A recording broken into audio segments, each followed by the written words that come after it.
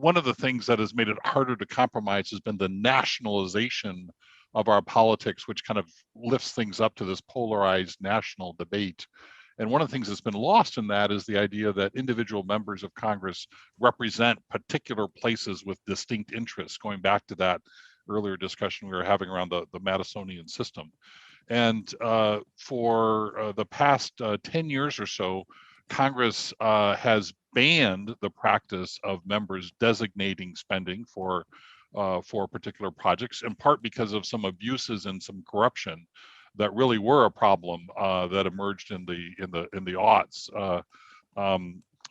But recently, a select committee on the modernization of Congress in the House of Representatives, a bipartisan committee, unanimously reported out a proposal for restoring earmarks with a few provisions: extended transparency, end-to-end online visibility into what was being proposed and by whom and who would benefit. But they also proposed something which Chair DeLorio and the House Appropriations Committee has picked up on, which is the project should emerge from deliberation and dialogue between members and their communities and civic leaders, government leaders, nonprofit leaders in the places that they represent. There's some people who voted for that legislation in the House who I can say with great confidence would not support that legislation, would not support every piece of that legislation if they actually believed that it would make it through the Senate. We could talk about the specifics, but so I think that in some cases, what you're getting is messaging legislation. That is, you're getting bills where the idea is that I want to draw a clear partisan contrast, but if I were really thinking about the nitty-gritty of these things being implemented, I would think about them very differently. And by the way, one could argue that that's an argument for some kind of filibuster reform because it actually demands greater responsibility on the part of lawmakers. And that's a debate, where I think you've heard thoughtful voices on both sides of it.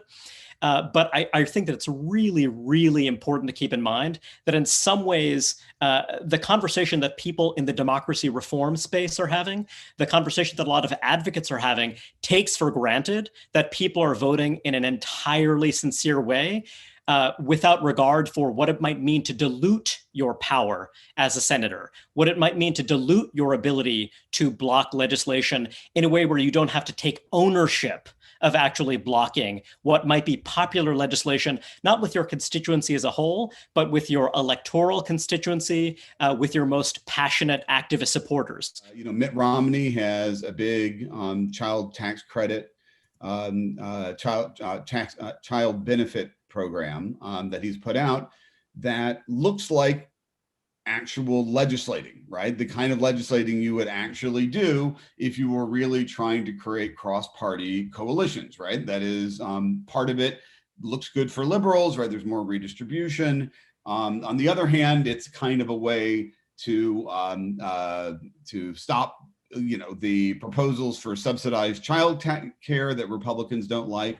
And it's funded partially by sticking a finger in the eye of California and New York by cutting in the SALT deduction.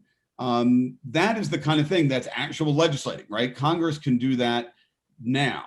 And part of my argument is the more Congress does that, actually legislates, actually puts together some coalition on a basis other than a purely partisan coalition, that will create more incentives for members to do more of that, right? They're going to see that Mitt Romney got a lot of nice attention. He actually was able to legislate. He was able to create one of those, career-making legislative accomplishments. I think all things being considered, members will do more of that the more they see of other members doing it, even with the composition of members that we have now. And there are opportunities to do that now. And that I think to a large degree, citizens themselves may actually evaluate their potential members of Congress differently if they see them actually legislating as opposed to just messaging, right? If you only want your member to message, if you think that's all that's going on in Congress is party line votes and then messaging, then that's the kind of members of Congress who will actually run and who citizens will want to run, right? If they see their legislators doing more actual hardball legislating, trade-offs, log rolling, all that other things, right? that's going to also send a signal that that's the kind of person that they want in Congress. And people who have those kinds of skills or attributes will actually run. So again, I think there's a lot of room, even within the structures and rules we have now, to change member behavior as a result of examples of actually doing the kind of legislating we want them to do. Is there a sort of broader change that might generate more deliberation to foster or more compromise? This is less a rule change and more, I would put this in a behavior or a norm change. And I hate to be the anti-sunshine, anti-transparency person in our Hollywood squares here, but there is some value to lawmakers and party leaders in particular finding the space to close the doors. Why? Because when we think about compromise, I think we often have a notion that it's zero sum. My team wins, your team loses, or we divide the pie. I get 5 pieces, you get 2 pieces. But that's not often or not always the way compromise works in Congress. It is far more likely to be what we might think of as enlarge the pie or a win-win or positive sum. My team gets my most preferred outcome. Your team gets your top priority. So immigration reform several years ago in the Senate, right? It died in the House, but in the Senate, they produced a landmark immigration bill with bipartisan compromise. Democrats, in essence, got a path to citizenship. Republicans got $30 billion for border security. A California and agriculture interest got a guest visa program. Everybody got their top option and everybody stepped back a little bit. Why was that possible? Because they worked for months, a small group behind closed doors. Now, they had to defend it in committee and on the floor, but the idea here is to try to create spaces where those compromises can be knit such that nothing is agreed to until everything is agreed to.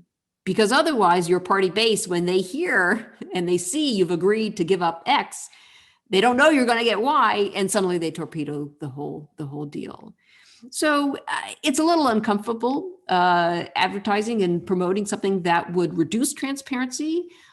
But so long as those types of closing the doors can generate conditions under which there may be compromise, I think it's always worth a stronger try.